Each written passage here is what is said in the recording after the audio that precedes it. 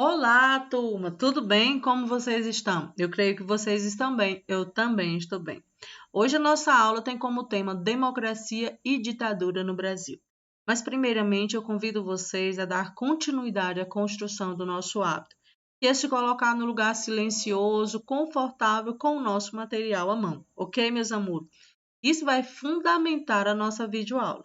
Então, vamos lá. Eu leio daqui e você lê daí, com muita atenção. Democracia e ditadura. Nesse tema, nesse capítulo, nós vamos estudar como se deu a democracia, os governos democráticos e os governos ditatoriais. Vamos ver os desdobramentos e a conjuntura desses governos onde tiveram a sua legitimidade dentro da sociedade brasileira em tempos diferentes, com características totalmente diferentes, ok? Então vamos lá, vamos começar. E aqui nós vemos aqui na capa de abertura, nós estamos vendo aqui uma passeata, uma gigantesca passeata, não é? Vamos descobrir em que momento da história do Brasil essa passeata aconteceu? Durante a história do nosso país, passamos por governos democráticos e também por governos ditatoriais. Nesse capítulo, vamos conhecer um pouco sobre o período democrático após o fim do Estado Novo e sobre o período em que o Brasil foi governado por uma ditadura civil-militar. Assim, as consequências desses governos para a população brasileira. Ou seja, nesse tema, nesse capítulo, nós vamos ver os desdobramentos desses governos. Quais foram as características ou as consequências desses governos para a população brasileira? Ok? Vamos lá. O retorno da democracia. O retorno da democracia. Durante o primeiro governo de Getúlio Vargas, entre 1930 e 1945, o Brasil passou por um amplo processo de transformação. Nesse período, ocorreu um rápido crescimento industrial, e aí eu já convido vocês a fazerem as primeiras, vamos dizer assim, observações. Nesse período, nesse retorno, durante o governo de Getúlio Vargas, houve um crescimento, principalmente na área urbana, um crescimento industrial e um crescimento urbano. Com o surgimento das indústrias, há toda uma transformação na área urbana do país, não é verdade? Após o Brasil lutar ao lado dos aliados contra o nazifascismo na Segunda Guerra Mundial, tornou-se clara a contradição vivida internamente com a ditadura do Estado Novo. Dessa maneira, no final de 1944, cresceram as críticas a ditaduras impostas por Getúlio Vargas e movimentos políticos que defendiam o retorno da democracia ganharam força. Havia uma insatisfação com o governo de Getúlio Vargas e naquele momento, por conta daquela, vamos dizer assim, do país estar aliado na Segunda Guerra, as contradições que vivíamos aqui eram totalmente contrárias àquilo que estava sendo pregado por aquele governo da época. Assim, mesmo sobre censura, parte da imprensa passou a publicar artigos que criticavam abertamente o governo. Movimentos estudantis organizados pela União Nacional dos Estudantes promoveram diversas manifestações contra a ditadura. Além disso, setores do Exército deixaram de apoiar Getúlio Vargas. E agora nós sabemos que essa passeata foi uma das passeatas que foi organizada pelos movimentos estudantis. Naquele momento havia uma construção de uma consciência política em todo o país. Com o aumento das pressões para o fim do Estado Novo, Getúlio Vargas decretou um novo Código Eleitoral, permitindo que novas eleições para presidente e para a Assembleia Constituinte ocorressem em dezembro de 1945. Porém, mesmo com essa medida, havia entre os opositores grande desconfiança de que Getúlio Vargas pretendia permanecer no governo.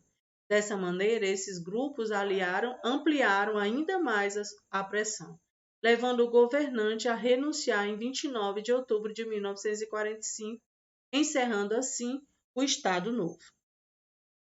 O governo do general Gaspar Dutra. Como se deu esse governo? Conforme havia sido estabelecido no Código Eleitoral, em dezembro de 1945, houve eleições tanto presidenciais quanto para a Assembleia Constituinte. Com o apoio de Getúlio Vargas, o general Eurico Gaspar Dutra foi eleito com 55% dos votos. Dutra governou o país de 1946 a 1951. E aí você vai ver o período, como foi esse governo do general Gaspar Dutra. Dessa maneira, tal como acontecia nos Estados Unidos, no Brasil o governo passou a perseguir pessoas suspeitas de ter algum envolvimento com o comunismo.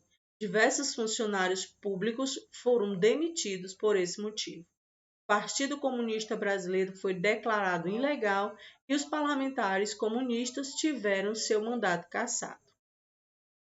Na economia, o governo Dutra passou por duas fases. Nos primeiros anos foram adotadas medidas que privilegiavam a abertura ao capital estrangeiro e incentivavam as importações. Porém, com a estagnação da indústria nacional e as dificuldades financeiras enfrentadas pelo país, um novo modelo econômico passou a ser praticado.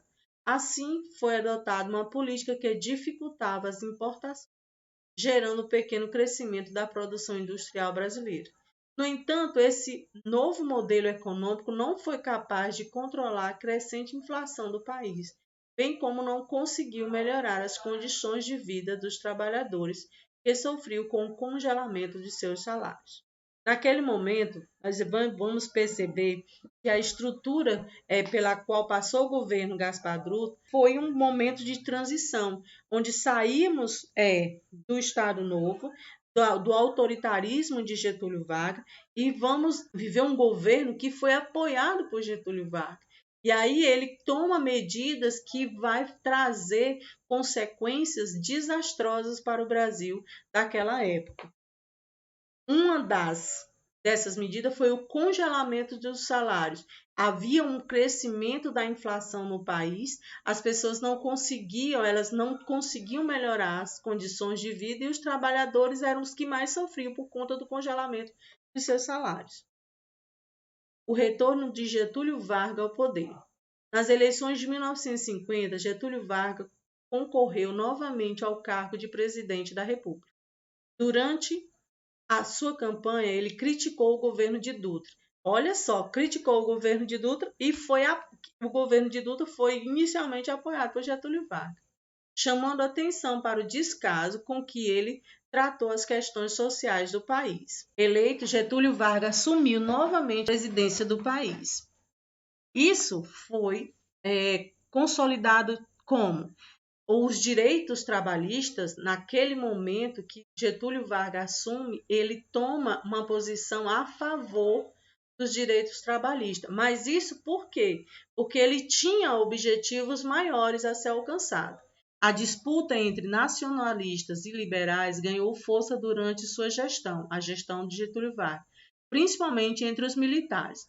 A questão central que dividia esses grupos estava relacionada à manutenção ou não do monopólio estatal sobre o setor energético, ou seja, se o Estado devia manter ou não total controle sobre as reservas e as refinarias de petróleo, assim como sobre as indústrias hidrelétricas e suas redes de distribuição. Os nacionalistas argumentavam que o Estado deveria manter esse controle, já os liberais defendiam que empresas privadas nacionais ou estrangeiras deveriam participar